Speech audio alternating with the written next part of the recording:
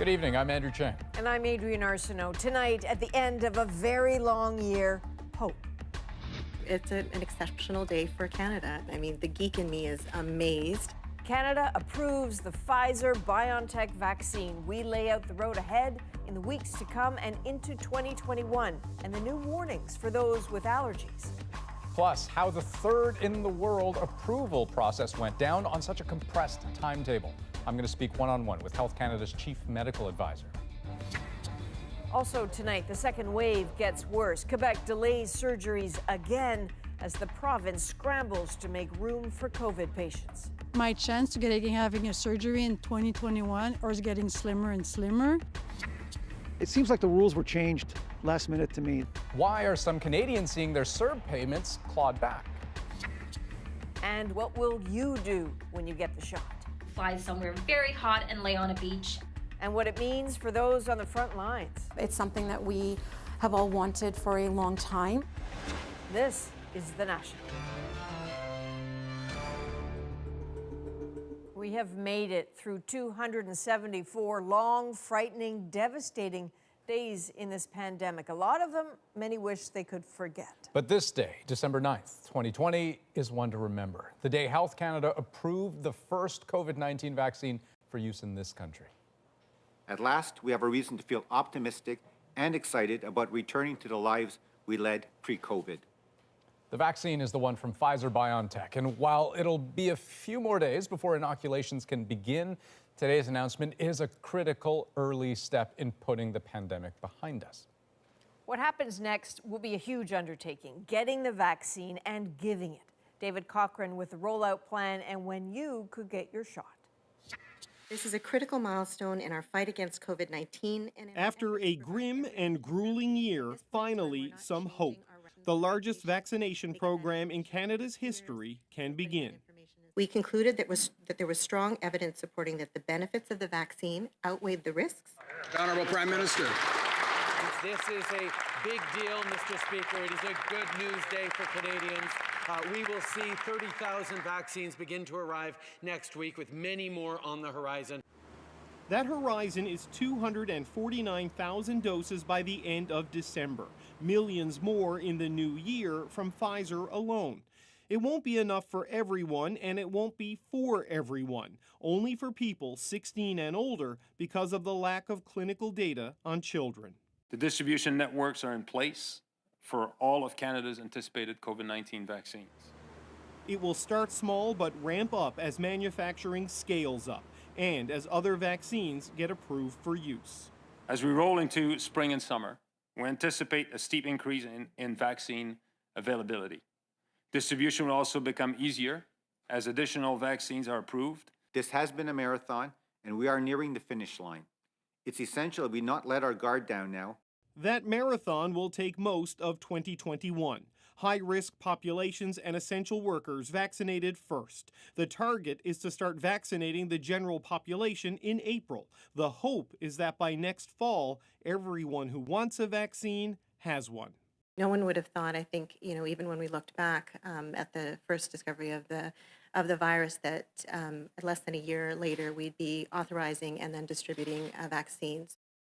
Okay, so the vaccine's been approved, still needs to get here. So David, when could we see the first vaccinations? Yeah, it's hard to be precise because there's just so many moving parts in this. The first shipments of the vaccine leave Belgium on Friday. UPS is handling that, so it goes through a series of hubs from Belgium to Germany, from Germany to the UPS Worldport facility in Louisville, Kentucky, and then from Kentucky to the 14 distribution points set up here in Canada. So all of that takes about 36 hours. The best guess is the vaccine's in Canada Sunday, Monday, maybe Tuesday. Then it takes a day or two to prep. So midweek next week, the first Canadians should get their first doses of what they hope is the first of several COVID vaccines. Amazing. David Cochran in Ottawa tonight. Thanks, David. You're welcome. So it is a historic day in Canada, so we wanted to bring in one of the doctors at the heart of it all. Health Canada's Chief Medical Advisor, Dr. Supriya Sharma, as you just saw, playing a key role in approving the vaccine. She joins us now from Ottawa. So, Dr. Sharma, can you speak to those Canadians who need convincing that this approval could be as rigorous as you say it is, but on such a compressed timeline at the same time? Sure. Well, I can understand why people think that, what's the difference between the normal review that Health Canada that takes a year and this that you've managed to do in just a couple of months. And in reality, we're holding the vaccines to the same standards. But what we've done is that we put more resources on it. We're doing things, in parallel rather than doing one thing after another. And the most important part is that we've been able to start the review of the materials and look at the data as it's been coming in. So it's been done in real time. I think people don't know how much of the regular review time, is often spent either waiting for data or asking questions and waiting for responses. And that's the other part. When we've gone to the company and asked them questions about their data or about additional information, they've been very quick to respond, and we've looked at those right away. So even though the overall timeline has been shorter, the review itself has actually been just as rigorous as we would normally do for a vaccine. But I guess the pressure for you to arrive at a very specific outcome must have been very real, right? I mean, we've been talking about distribution of a vaccine that wasn't approved for weeks now. So when you're weighing, I don't know, the urgency of the situation against the trade-off of something like not knowing what the long-term effects are, I mean, how do you do that? Well, we definitely feel the weight of the decisions that we're making, right? We're all living through COVID together, but that weight doesn't make us necessarily go faster. It just makes it that much more important for us to make sure that everything that we're looking at is done to the nth degree, and we make sure that we're holding this to the same standards. So it's really looking at the data that we have, and then making sure that we have commitments to monitor the vaccine as we go forward. So we have some data. They are still big clinical trials. It would be like the size of the clinical trials that we would normally see for vaccines. Right. But in terms of the follow-up data, that's where we want to make sure that we have really good systems in place to continue to monitor it before we make final decisions. I have about 20 seconds left. Can you tell me which vaccine is next in the approvals pipeline and when that approval happens? So we have 3 more vaccines under review currently. It's one by Moderna, one by AstraZeneca, and then we have the Johnson & Johnson, which is the most recent one. So out of those 3, the Moderna vaccine is definitely the one that's that's furthest advanced. We are still waiting for some additional information to come in, especially around the manufacturing. So things are progressing really well, and we're hoping that we'll be able to, complete the authorization soon. But it really depends on the data that comes in. All the evidence and the science really has to be looked at, and we wait till we see all of that before we make a final decision. Before the end of 2020, do you think? I thought that may be within the realm of possibility, but it really hinges on some information that we're expecting in the next couple of weeks. Dr. Sharma, thank you so much for your time. Thank you. This virus has separated us from our loved ones, put livelihoods in jeopardy, and left many vulnerable people isolated and alone. For many, today's developments are nothing short of life-changing. Greg Rasmussen is getting reaction from Canadians. Let's go sit over here in the chair over here. After months of worry and isolation, there's fresh hope for 100-year-old Dorothy Finnerty and her daughter Brenda. So there's going to be a vaccination so you don't get the virus. Oh, that's good, hey? They look forward to simple things, a trip to the store or post office without fear of bringing the virus home. It's great news, obviously, for everybody. It feels like there's finally some kind of hope or a light at the end of the tunnel. I would want to hope that she would be first in line. In BC, only 3,900 doses will be delivered next week. The first will go to long-term care workers. Next will come long-term care residents, then the elderly. Many Canadians have concerns about the vaccine, but also are eager to get it. I think it's fantastic. People's life are finally going to go back to normal. Because I don't mind getting it as long as I know that myself can be safe and my family can be safe. Along with the hope, a warning to keep on the mask and keep your distance. As in any race, when you see the finish line, you don't stop running. You focus, you dig down deep to find that extra resolve. For hard-hit businesses in places such as Vancouver's Gastown, a tourism hotspot turned cold, it's also fueling hope. So one example here is Melt Confectionery. This store owner hopes the security provided by a vaccine will allow people to drop online shopping and return to local businesses. So for our business in particular, I think it's going to be a fantastic thing. I know many of our customers or people who could potentially come into the store are still hesitant because of COVID. But the vaccine comes too late in one vital respect. I unfortunately lost a family member to COVID and would really hope for no one else to have to experience that same thing. He lost his grandmother to the virus earlier this year and says it's one memory of the pandemic that will never be forgotten. Greg Rasmussen, CBC News, Vancouver. Other provinces announced their vaccine rollout plans today, including Saskatchewan. We will be ready to distribute that vaccine as soon as it is delivered to this province. Officials say nearly 2,000 doses are expected to arrive in a week. They will be given first to health workers in a pilot program. The province says they expect to receive 200,000 doses within the first quarter of next year. In Manitoba, about 900 health workers will get the first shots. The Premier says the first shipment will arrive in the province next week. The plan is to vaccinate 100,000 people before the end of March. Well, the vaccine rollout continued across the UK today with a warning from health officials to stay vigilant. The idea we can suddenly stop now because the vaccine's here, that would be really premature. Long-term care workers and the elderly continued to receive the vaccine today across the UK. It was the first country to begin vaccinations yesterday. But British health authorities are warning some people to hold off on getting the shot after 2 healthcare workers experienced allergic reactions. Vicadopia takes a closer look at the recommendations there and in Canada.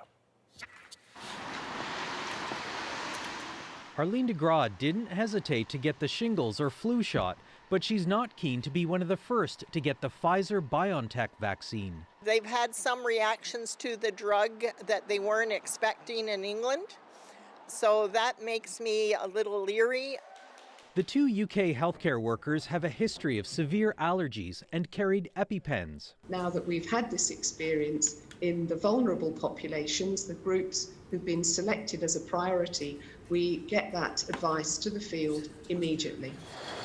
That advice for people with severe allergies? Hold off on getting vaccinated. For now, Canadians are being told to hold off only if they are allergic to one of the vaccine's components. The vaccine program starts with 1 shot. A second dose comes 21 days later. The protection kicks in about a week later. Cole Pino, good morning. In an interview with CBC Radio's The Current, the head of Pfizer Canada says the main side effects are expected with the first dose. There's going to be a little bit of pain on injection, some soreness, maybe some mild temperature, maybe a headache, but that's very common with all vaccines. Common because they're signs of an activated immune system, but an overactivated immune system is potentially deadly. It's an allergic response to a specific ingredient in the vaccine, and that actually makes predicting risk difficult. So those who have even reactions to one type are not actually at an increased risk to react to another if it's an allergy because the components differ so widely. Still, the risk of severe allergic reaction to vaccines is rare, about 1 in a million. Our rollout is a little bit after theirs, so we're going to have all that information and we're going to be able to incorporate that into helping our patients and helping them make the right decisions. And hopefully getting on with lives that have been stuck in park for so long. Vicadopia, CBC News, Toronto.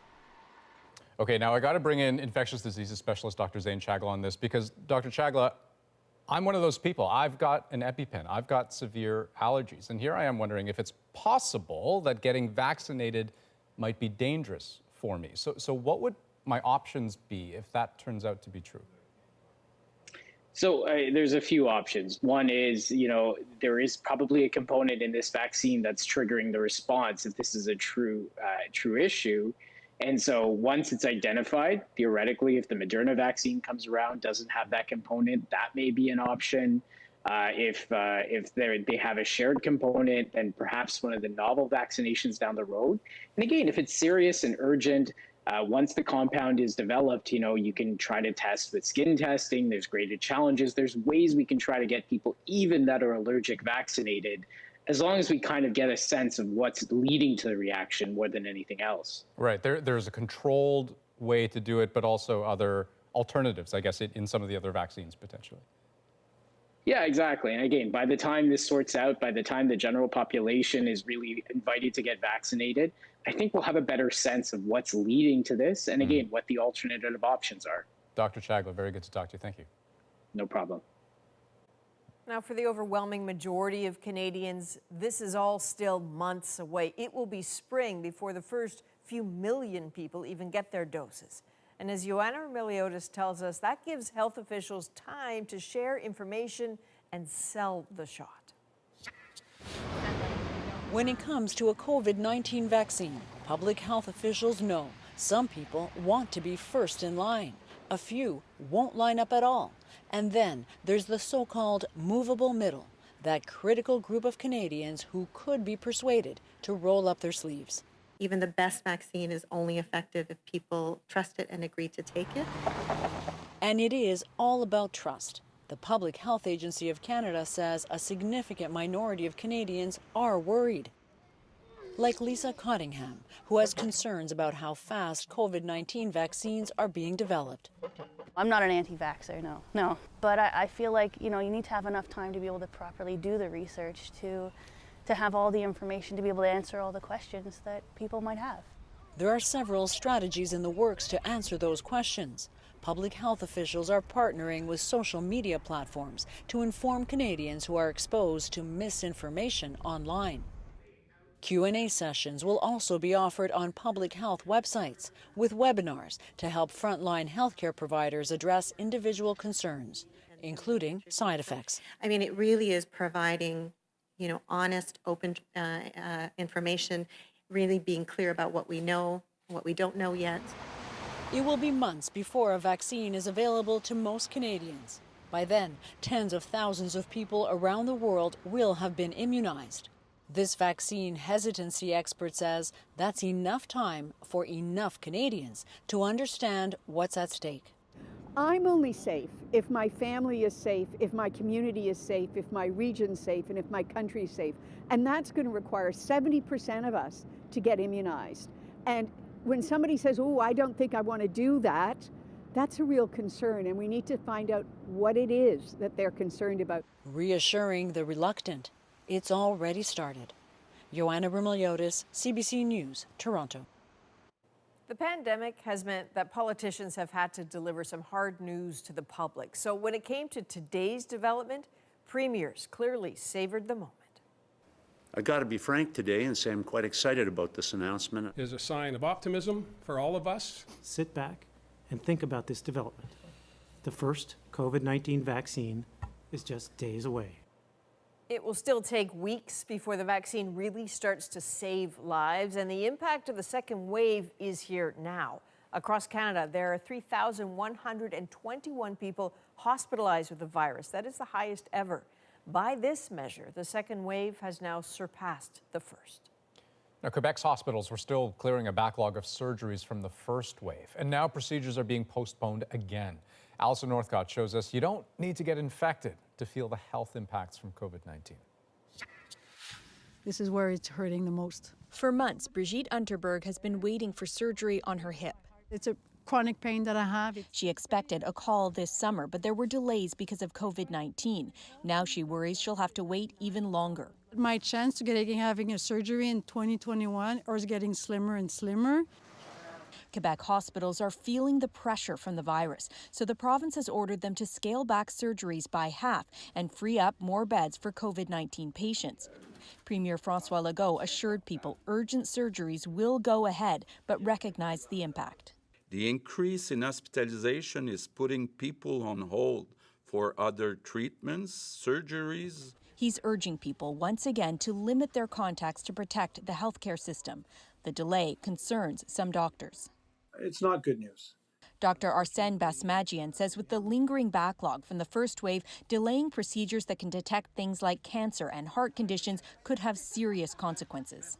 People's conditions might deteriorate, probably will deteriorate over time, and other people will not be able to get a diagnosis early enough for us to be able to intervene at early stages of disease. He says even when it's not a matter of life and death, quality of life is an issue. That's what weighs on Unterberg. It's not always easy, let's say.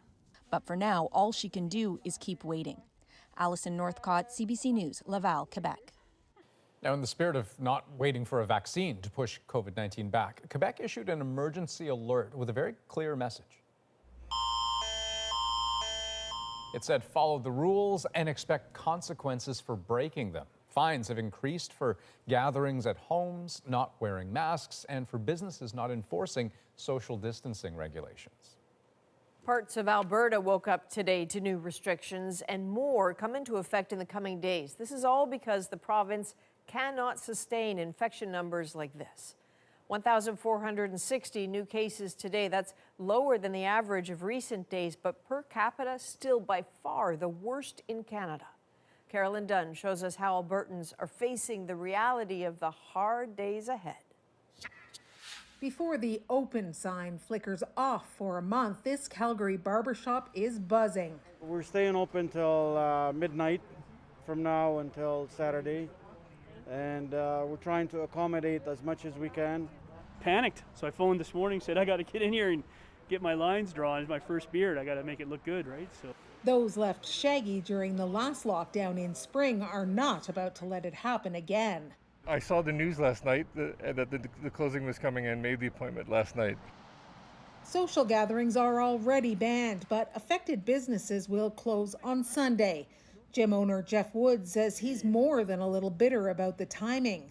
I do feel that if we had locked down sooner, we could have been or would have been able to control the situation.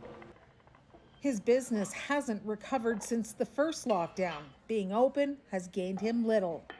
Noor Sadid says he's laying off almost all of his restaurant employees, sparing a few to handle what he hopes will be a brisk takeout business, and trying to sew a silver lining into the cloud his business and staff are facing. We're going to give away 500 meals to our community to support our community.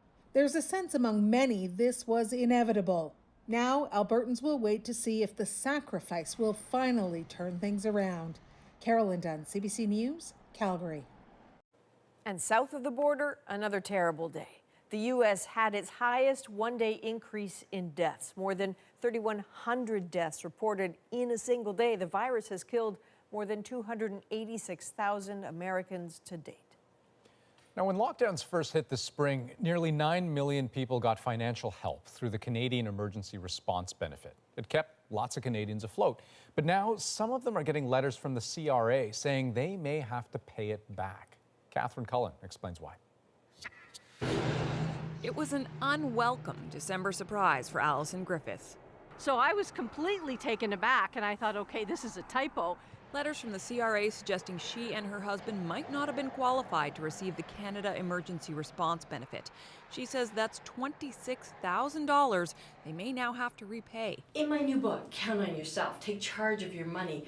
Particularly surprising because Griffith understands money matters in a career that included work with the CBC.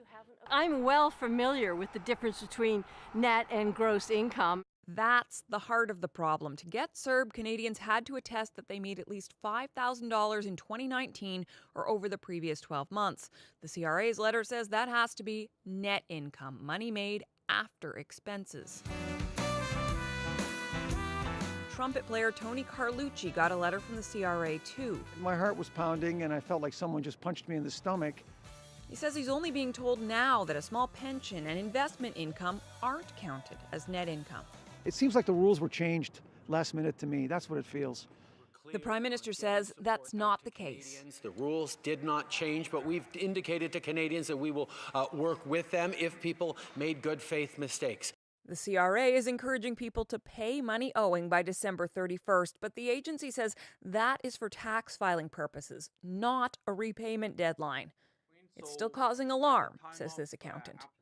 People panic about that, and they're really, really worried because people spend their money for life. They lost jobs, they lost their business, and they really panic. For Griffiths, the problem has only grown. Her daughter Quinn, who is deaf, also got a letter. I know that personally I can't pay back this money. Griffiths worries it's those who have the least that will be hurt the most by this. Catherine Cullen, CBC News, Ottawa. Well, as the vaccine comes to Canada, the big question for many, when can I get it? We get food on your table to everybody. Us being safe and being vaccinated is important for the public safety as well. Up next, why some essential workers worry they may be overlooked when it comes to vaccine priority. Plus, reaction from the front lines. It means a significant exhale, I would say. It's something that we have all wanted for a long time. What today's news means for healthcare workers. And later. The first thing I would do. The first thing that I want to do. The first thing I would do once I get the vaccine. Looking ahead, your hopes and plans for 2021. We're back in 2.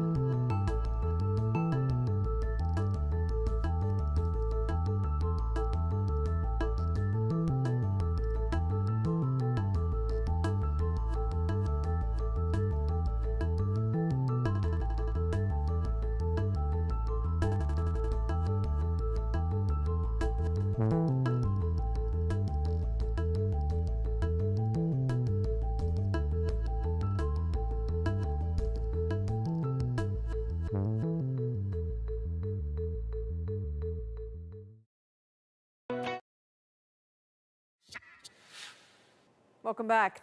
Most provinces have outlined who will get the shot first. Frontline healthcare workers, those in long-term care, the elderly, Indigenous populations. But after that, the rules aren't so clear. And some fear some essential workers who have kept this country going throughout the pandemic could be overlooked.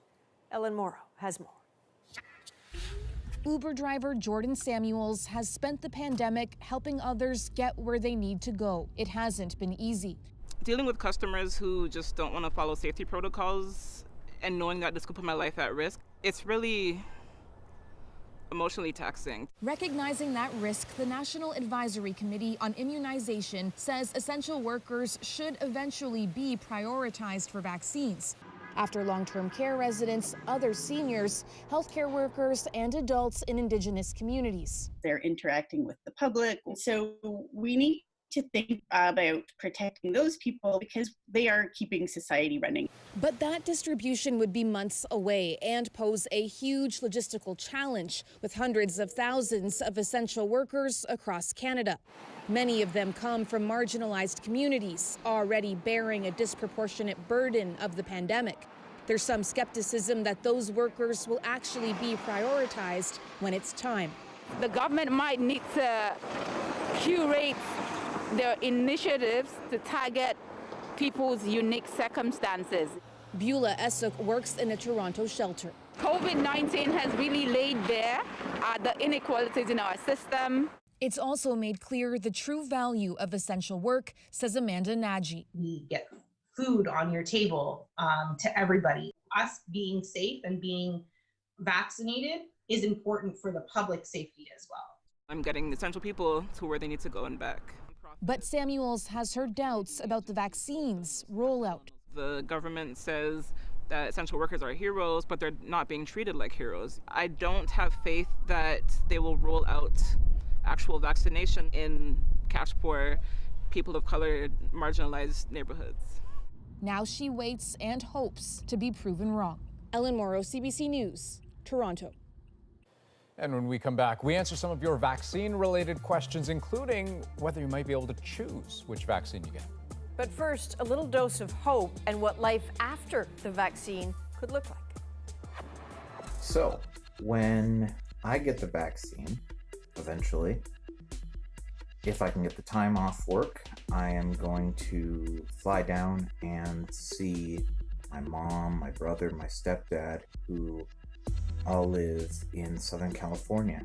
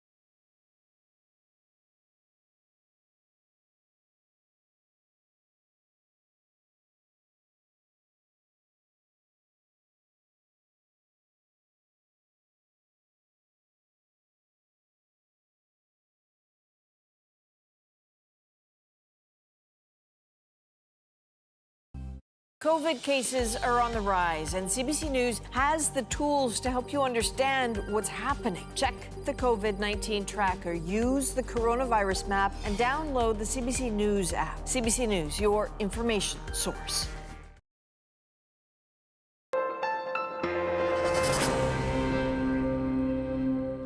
Welcome back. Today's news means some Canadians are getting closer to getting the COVID-19 vaccine in their arms. And no surprise, you have been filling our inboxes with questions. So tonight, we are going to get you some answers from Dr. Susie Hoda, an infectious diseases specialist. And Dr. Hoda, let's just get right to the first one. This is from Patrick in Moose Jaw, Saskatchewan. Some vaccines require 2 doses, other 1.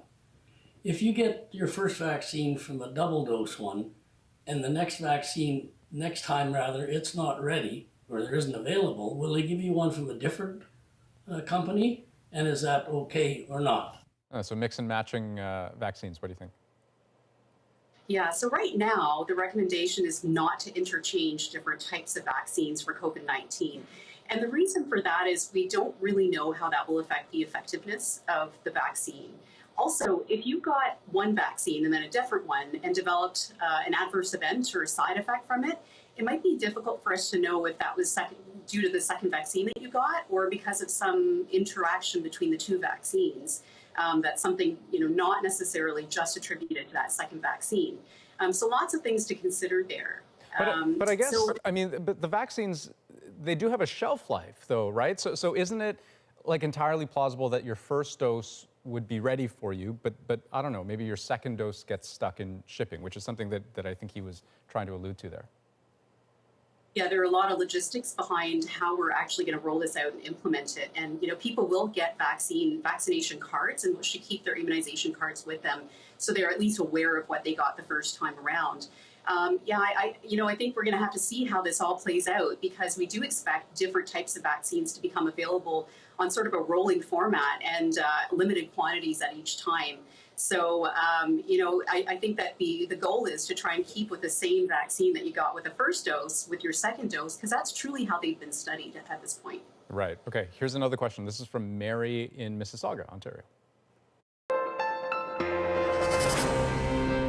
Since we are not familiar with Pfizer and Moderna vaccines, and we don't know the long-term side effects, we will be able to choose which vaccine we would like to be injected with. And so, Dr. Hoda, I feel like there are kind of two parts to that question. The first being the premise that we don't necessarily know if these vaccines are safe in the long term. Could you speak to that? Yeah, I did want to acknowledge that, because it's an important thing that we're all, trying to consider. And really, whenever we have any new therapeutic or vaccine come onto the market, we don't truly have a good sense of what the long-term effects can be. And it's especially understandable that people would be concerned about that when we're dealing with completely novel types of vaccines coming onto the field. So that really speaks to how important it is for us to do what we call post-marketing surveillance, and that's continuous monitoring for side effects that can happen that may or may not be related to vaccines that Health Canada will monitor.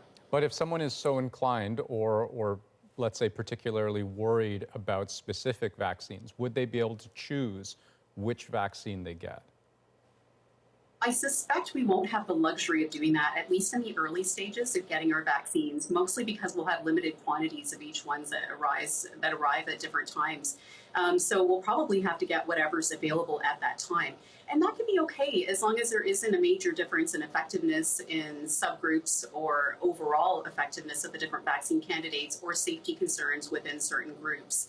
When you think about it, when we get our flu shots every year, there are a number of different types of flu vaccines that are out there, and we don't often know which one we're getting, but we're getting one of those different options. But that sort of raises a good question. Would folks necessarily know which vaccine they're getting, even if they don't get to choose which one they get?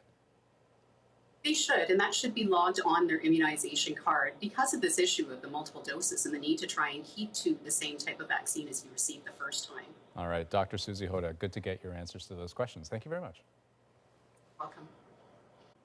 Still ahead, we hear from a familiar face on the front lines of the pandemic, what the first COVID-19 vaccine means to healthcare workers. Toronto ER Dr. Taslim Nimji reflects on this moment with us. But as we go to break, here's another chance to hear from you. Hi, my name is Emily, and once I get a vaccine, I'm very excited to finally go visit my Nana in her retirement home and give her the biggest hug I can possibly give her.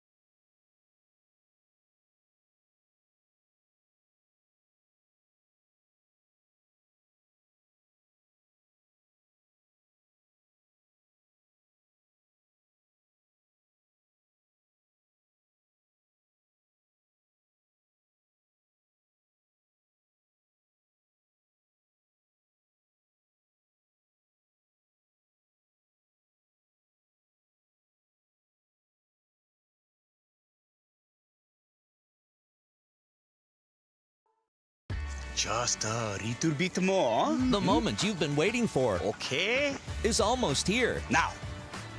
Kim's Convenience, new season, this winter on CBC and CBC Gem. Surprise! Welcome back. So life didn't quite return to normal today, but still a glimmer of hope as Canada approves the Pfizer-BioNTech vaccine. Most of us are still months away from getting the shot, but for some frontline workers, it could be a matter of days. So what does this mean to them? We went back to Dr. Taslim Nimji at Humber River Hospital in Toronto to find out. My name is Dr. Taslim Nimji, and I'm an emergency physician at Humber River Hospital and the physician lead for the COVID emergency response here. If healthcare workers are amongst one of the first groups to get the vaccine here in Canada, it means a significant exhale, I would say. It's something that we have all wanted for a long time. So all of us have seen our patients, especially those that are vulnerable, especially the elderly, really suffer when affected by this virus. And we have seen families suffer through this. And so the thought that we could actually have a vaccine that is delivered first to these vulnerable populations to create a bit of a safety net for them that they have not had through this pandemic.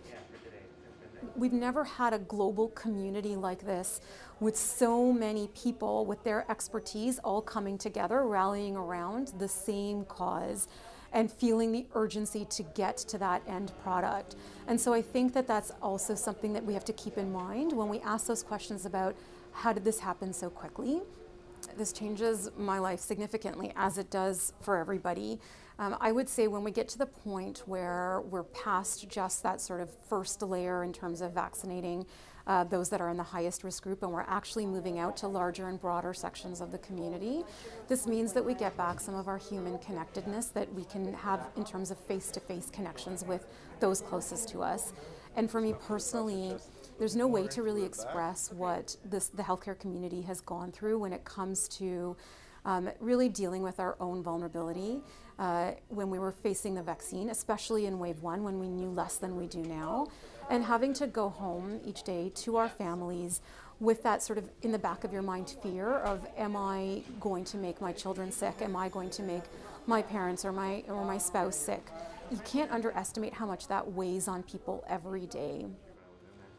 We will look for leaders amongst us to get vaccinated, to speak about the values of vaccination, to help guide the public. There are others that like to get that information in their hands and really understand what this means to them personally. And for those people, I would say knowledge is power. Go out there and learn as much as you can about the vaccine to help you get ready to pull up your sleeve and get your vaccine for yourself. Okay, up next, a dream come true for one talented Canadian. I'm the new voice of Bugs Bunny. Meh. What's up, Doc? That's pretty good. We introduce you to the man bringing the iconic cartoon to life in 2020. But first, more reflections on today's game-changing news. What will you do when you get the vaccine? The first thing that I would do once I get the vaccine is hug my friends and family who are not part of my bubble. And then shortly after that, hopefully I'll take lots of vacations and travel.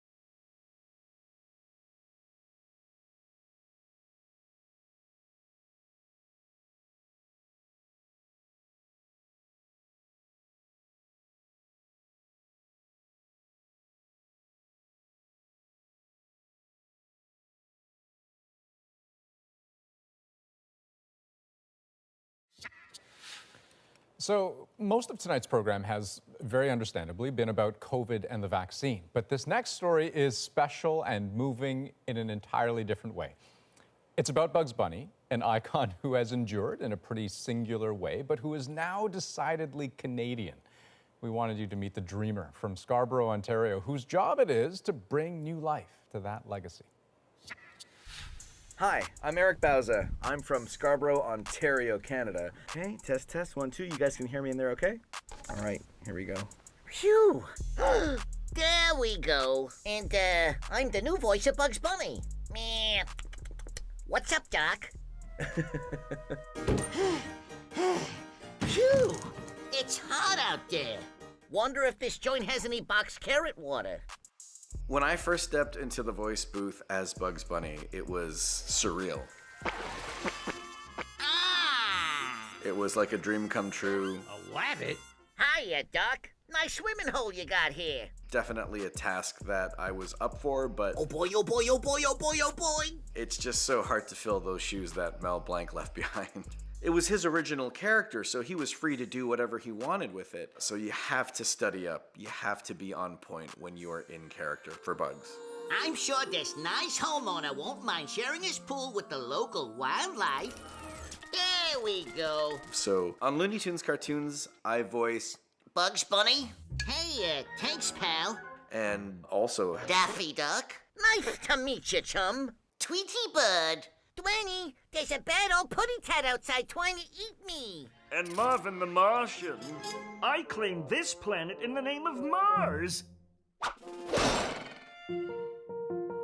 There's a photo of myself wearing this Bugs Bunny shirt that I purchased from Six Flags Magic Mountains. It was grade 8. If I could go back in time and tell young Eric that I would be voicing Bugs Bunny in my later years, I think my reaction would be, whatever, Doc. I wouldn't believe it. I think it's just something that you just don't expect. Who grows up thinking that they're gonna voice Bugs Bunny? Not a lot of people. It's just serendipitous in a way. All of my parents' money that I spent on goofy clothes and toys is now coming back. I saved all the receipts, so I'm paying my parents back every paycheck I get from Looney Tunes. Listen, Rabbit, everyone knows that I'm the star of Looney Tunes cartoons. Also, my father was a Canadian goose, so therefore, I've always been Canadian.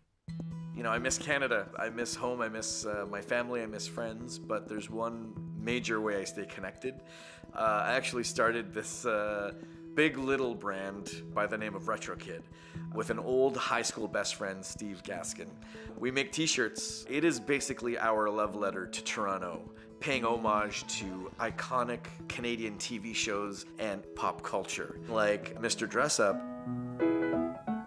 When you're a lonely Canadian in the US and you have an article of clothes that identifies you as being from Toronto, and a fellow Canadian finds you, it is like two unicorns finding each other in a big grassy field.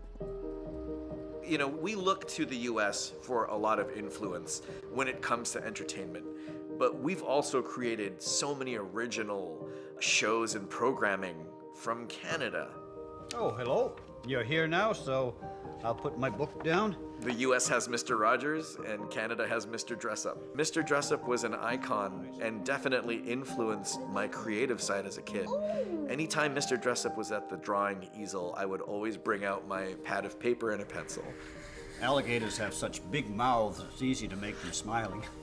What's amazing is that I'm watching it again with my son, and he loves it. You know, like, we're talking about a kid that's being raised in this digital age, and he is enjoying every minute of it. When I watch cartoons with my son, he looks at me and he starts doing voices too, and I think it's hilarious. I taught out a booty patad. Of all the Looney Tunes voices that my son does, I think his best voice is Bugs Bunny for sure. Meh. What's up, Doc? What's up, Doc? All right, I think we found the next voice of Bugs Bunny. You know, I'm not gonna force him into the family business, but if he wants to be in animation, I would applaud him 100%. Oh man, that's good stuff. What's next for Eric Bauza? I'm just watching the news and preparing for when it's safe for my son and I to hop on a plane and come home. I want to come home and hug my mom and dad. Head home to the Great White North, eh? Meh. That's all, folks. Everything about Eric is a love letter to Canada. Next on The National, marking today's groundbreaking vaccine news. Plans for the future. Imagine that. What Canadians want to do after they get the shot in our moment next.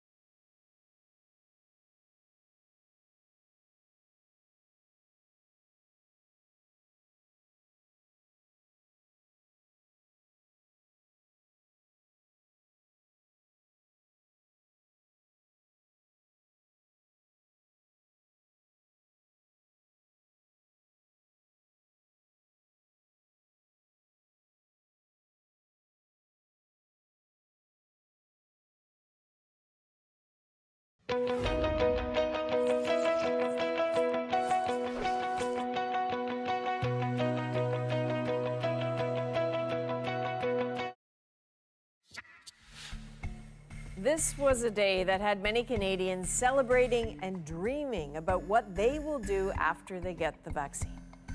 So you've heard some of those stories throughout the program, but tonight we wanted to turn our moment back over to you.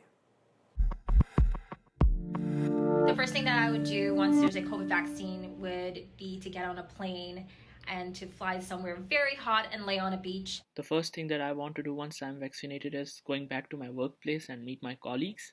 I would also like to meet my best friends from my university and drink lots of coffee with them. I'm just excited that it's been a very short period of time that we had to wait because we've had a long year. Well, I'm really excited to get back to class. I really miss being in the classroom. Online school has been kind of tough. The first thing I would do once I get the vaccine is go visit my parents and my in-laws for the weekend. I look forward to visiting my parents in Calgary.